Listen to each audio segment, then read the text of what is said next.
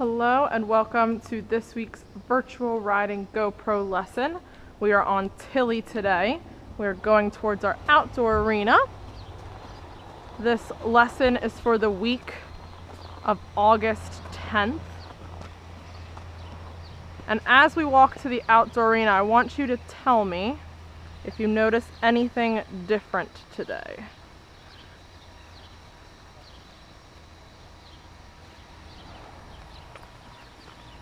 As I try and get my phone in, and Tilly does not want me to steer with one hand.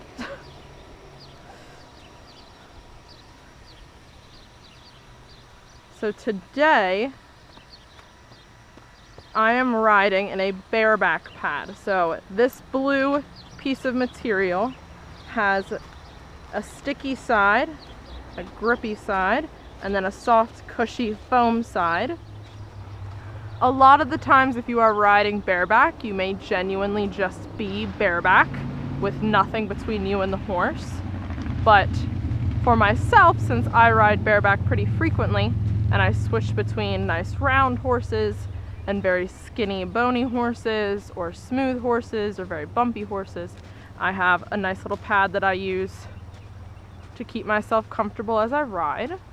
So today your challenge is going to be to pretend that you are also riding a horse bareback. So it's going to be a little bit more of a muscle challenge. We're not introducing anything new today. 2 weeks ago we had our intense diagonals and 2-point combination lesson.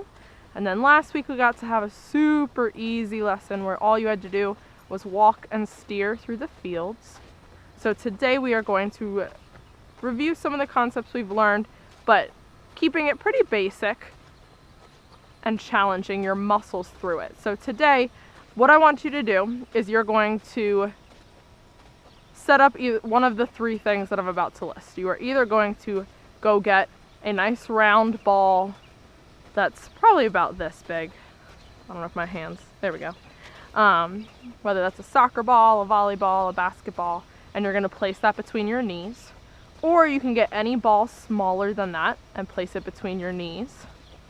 Or, for the ultimate challenge, you can try today's riding lesson with your knees together. Now the thing that you need to watch for with that, if you have a partner or a mirror, but to work on your proprioception and independent seat, also known as awareness of your body, make sure that you are not pinching your knees together through this activity. They're just resting side by side like friends. The reason we're going to try riding today this way is because when you are riding bareback, you do not have stirrups. So here's my feet. No stirrups. You are relying on your inner thigh and your core to do a lot more of the work than you typically would let your calves and your ankles do. So you're going to make sure that you're not pinching with your knees, you're not engaging your lower back, and we are going to practice the walk, posting trot, sitting trot, and 2-point without a saddle today. So right now you should be walking. If you have paused the video and come back, you have your ball, big or small, or you've just kept watching the video and put your knees together. So I'm still trying to steer Tilly. Our horses tend to walk around the arena as if they have sidewalkers and horse leaders around them. But when I'm riding them by themselves, I try and keep them on the wall where they should be if there is no sidewalker. So I tend to have to use a lot of outside rein. So you can see this reine's a little more open on my right. So you're gonna help me keep her straight as you rock your hips with your knees together or your inner thighs holding that ball up.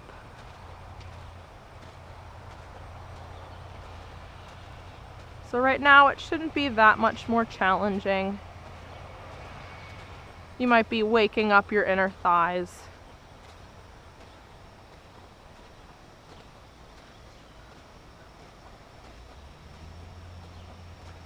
But you're just rocking your hips one at a time towards your hands, keeping your hands up, core is engaged, chin is up. We don't have to worry as much about keeping our toes up and our heels down when we're bareback because there's no stirrups. We're going to change direction up here at this mounting block. I'm going to keep pulling Tilly out though. So it's going to be left hand to left hip. You're going to look to the left, opening up your left shoulder. You're going to keep looking and aiming your nose and your horse's nose where you want to go. And then once we have completed our change of rein, we're going to return to the wall. So a little bit of outside rein here.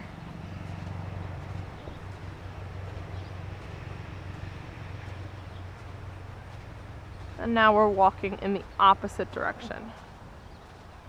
So our hips haven't changed, just what rein we are on. One of the things that makes the walk simpler than the posting trot.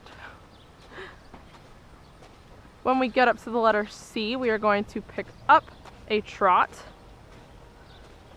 You're going to start by just doing a sitting trot with your knees together or the ball between your knees.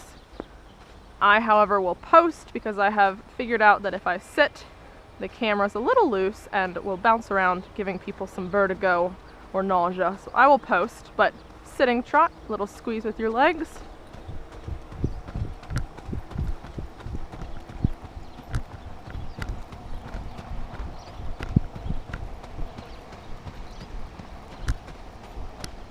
So you're following that rhythm of 152 beats per minute. You're still matching the movement of the trot with your hips, bringing your belly button towards your hands. And we're gonna walk, so lean back, tighten the core, squeeze the reins, exhale. Good. I'm gonna have Tilly cross the diagonal to change directions. I think she's got a fly. She keeps bopping her nose over to her shoulder. Yeah. So I'm gonna keep her head as straight as I can. You can see she's kind of trying to turn early, but I want her to go to the letter M up ahead, not the letter R over there. So keep rocking your hips. You might be starting to feel it now a little bit. If you're not feeling it yet, maybe switch to a smaller ball or no ball. When we get back to the letter C, we are going to pick up our posting trot now. This is going to be an important time to make sure you keep your shoulders back and your core engaged, not the muscles along your spine. See someone parasailing? Thought I'd share. We'll pick up our posting trot, ready and squeeze. I'm going to keep Tilly on the fence as we do so. This time we are matching the outside shoulder. So it's going forward, back, forward, back, forward, back, forward, back. And our hips should be matching, doing the same thing. Forward, back, forward, back, forward, back, forward, back. Might feel it a little bit now. Come on, Tilly, all the way to A. Don't walk yet. And now we'll sit back and walk. Good girl, that was a nice transition. Good job, baby. So she didn't fall into the trot. I know we talked about that a week or two ago, how we don't want our horses to fall out of their gaits. So we're gonna finish up by doing half a lap of 2-point. So it's gonna be a fair amount of time that we hold 2-point. But this is gonna really force you to pull your belly button towards your spine as you keep your knees together. You can always add in the challenge of trying to lift your toes up off the ground while completing this activity, but make sure that you're not pigeon-toed. So we don't want to be squeezing the ball with our knees and end up having our ankles out and our toes in. Okay? So when we get to the letter C, we're gonna hold it all the way down to the letter A. I'm gonna get myself situated. Come on, Tilly, on the fence. Thank you. And go. So you're sticking your hips. We're sticking our hips back. Core is in. Elbows are under the shoulders.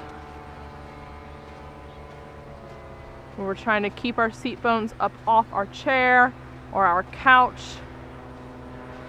In my case, Tilly.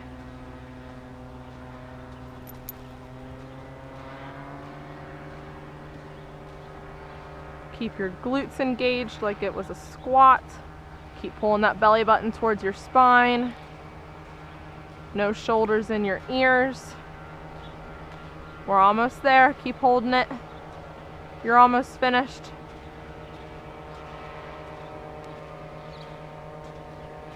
So close. Feel the burn. Embrace it. 3, 2, 1, and sit back. Alright, so nothing new, just a little more of a muscle challenge. We've hopefully been building muscle over the last couple of weeks, months at this point, I think, as we're riding. Tilly, where are you going? But we will see you guys in the next section of today's lesson.